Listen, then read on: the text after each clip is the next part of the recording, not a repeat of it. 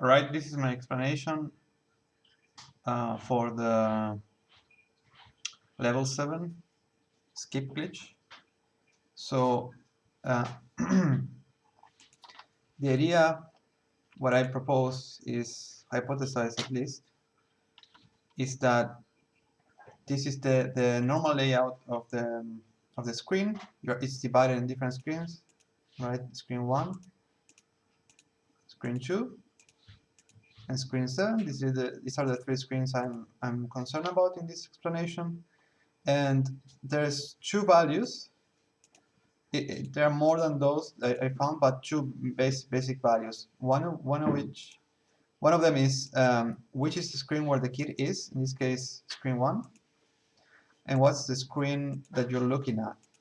So screen 2. Kid is still in screen 1, but we are looking at screen 2. So this is the main difference. There's nothing much more to know about it. So when you're looking at a screen, in this case the central one, you can see here in Paint that the X position of any object in the screen, where it could be the kid or the guard or anything else, is a value from 0 to 255, right? Whereas 60 is around the visible part. So if you can see the pointer here, 60 around that value, more or less, give or take, right? And 200 is around this part, and the game, this part, and the game contemplates a few more positions, a few more units of distance outside the screen for when you're in combat. So when you're backward, in a backward direction, while when you have your sword thrown out in combat and the guard is close and you advance that way backwards, it doesn't switch the screen. And I believe this is to has something to do with combat, to allow the guard to advance until the transition can be made. So I imagine if Prince of Persia triggered the transition right away, the gameplay or the feel of the game would be different and not so much of an intuitive thing when you're fighting. So this is, of course, a gameplay decision that the designer made. So what happens is that these values are stored in a single byte integer, where you can go close to 0, but then there's checks in the game that don't allow you to go less than 0 and teleport to the other side, right? Because if you were able to overflow and keep going, sorry, let's take another color, keep going further than 0, you will appear on the other side. See here? Because you haven't changed the screen where you are or the screen you are looking at. It's still screen 2. So when you go too far away and there's no checks, but there are checks, but imagine if there weren't, you will reappear on the other side, and if you keep pressing left, you will go all the way. So in an imaginary world, you will be able to cycle around this screen forever, right? Go back and forth. So that's the main idea. Now, what makes this glitch possible is that when you're standing at the very left part of the screen where you're not longer visible, specifically position 8, you are standing with your sword drawn out. Excuse me for the bad drawing, right? You have your sword and your legs are something like this. Horrible drawing, okay. Your leg, or the part of your body that checks for collision or checks for where you're standing, is touching, is evaluating a value that's beyond 0, right? And let me tell you also something else. You are on tile 8, but also pressing backward. And so it's checking where you are putting your feet. And when it evaluates less than 0, it will evaluate something as overflow to 55, to 54, and to 53, and those values, perhaps you don't know how many there are. how far it's checking. And the idea here is that if you do this correctly in DOSBox or in a computer, in an actual x86 computer, you will hear a tile, like it can be a door opening tile or a tile that is about to break, like a loose tile. And my hypothesis is that it's this tile you're pressing because you're evaluating an overflow value. And in the game, it's the way it works is that if you go too far to the left and you hit like a fall, like there's nothing there for you to step on, the screen transitions and then you fall. But this is an oversight that if you hit a loose tile, eventually it will become a hole, like you fall through it, but there's no transition. Meaning that first the fall will activate, the fall animation triggers the transition, and when you are in the other screen, you have already fallen 1 pixel, which is enough for you to clip through the whole thing. So let me demonstrate that step by step. Why not? So let's go. Stop, please. Stop. Let's go back a little bit. No need to do this, but anyway. And now let me, for the sake of being a short explanation, let me straight away modify my X position to show you this. So where am I? Horizontal position. This is definitely not the case. I have developed this tool to examine memory straight into the game. With STL-POP, you should be able to read this from to have this to read this directly when you if you create a tool. But this, what I'm doing here, is straight to memory. And then I want to shift my horizontal position to 8. I want to be walking back, and if this setup is correct, also want the guard to be closer to me, just in case. Right, so next frame, I'm teleported to position 8, and I want you to follow these values because did I overdo it? No. So the vertical position is the one that should go from 55, which is second floor. For every part of the game, second floor is 55 to 54.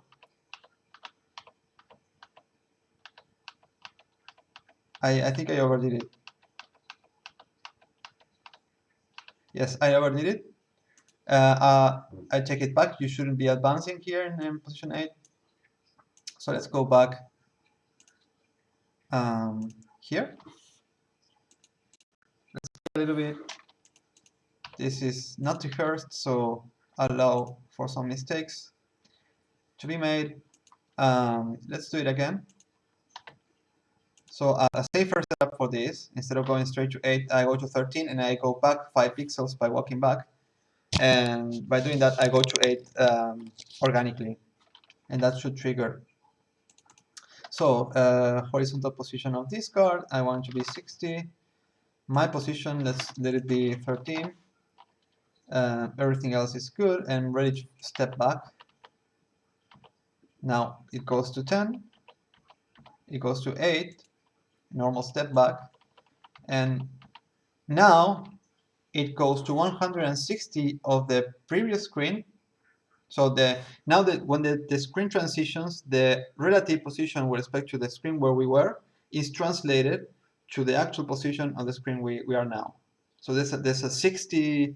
So if you calculate that, the difference is 255 minus 160 is 95. But we were in position 8, so it's 95 minus 8. So it subtracts 87 horizontal positions to translate it to the next screen.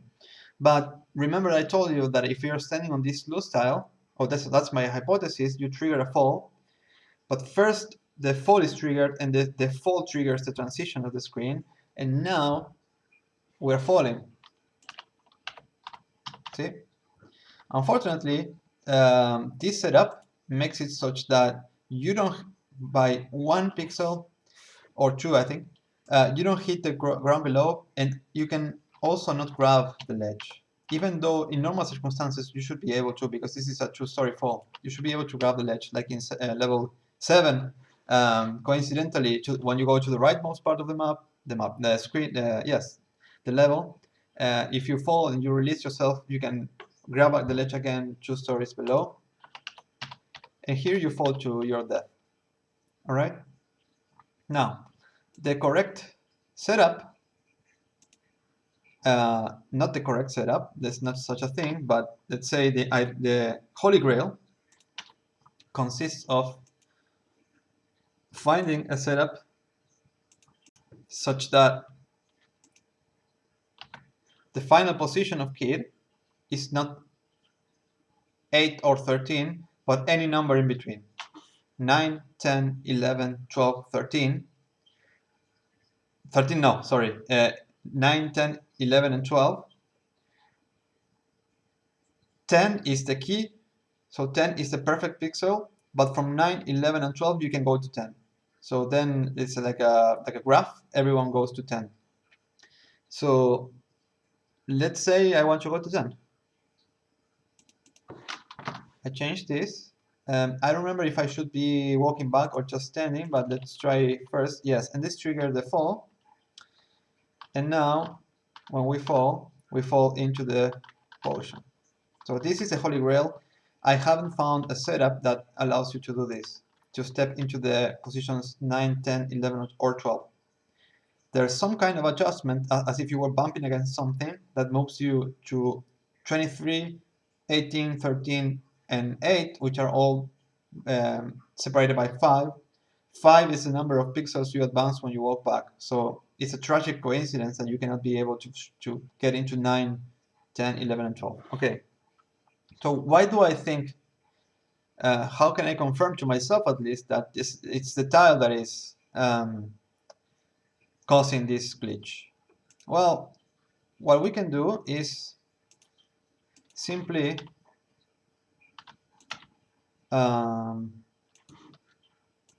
let's kill this guy.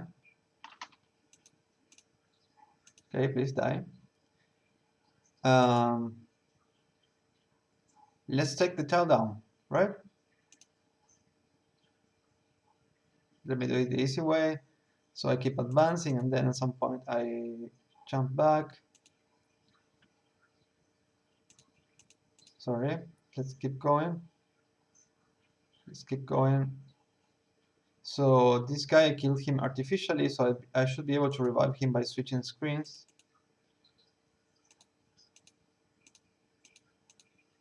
No. I killed him for good, so I have to restart this. Sorry about that. I should be able to, let's skip it the artificial way. So let's just skip it right away. And I'll do that by, I need to refresh this first.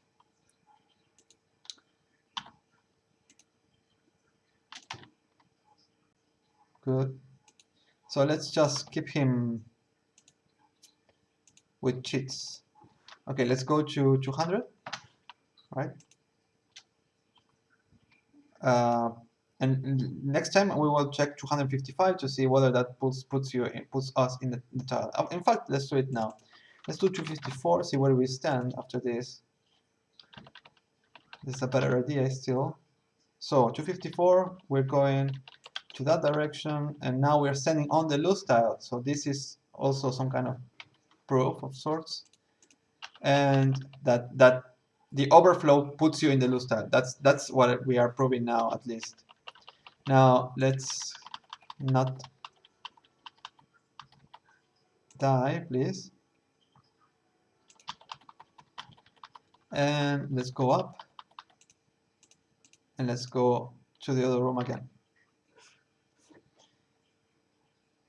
and release the run, and let's teleport again back to the first part, and please stop.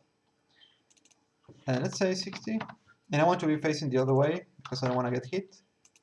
So, see? So the guy should change positions. Let's have him advance a little bit more. And here, let's save.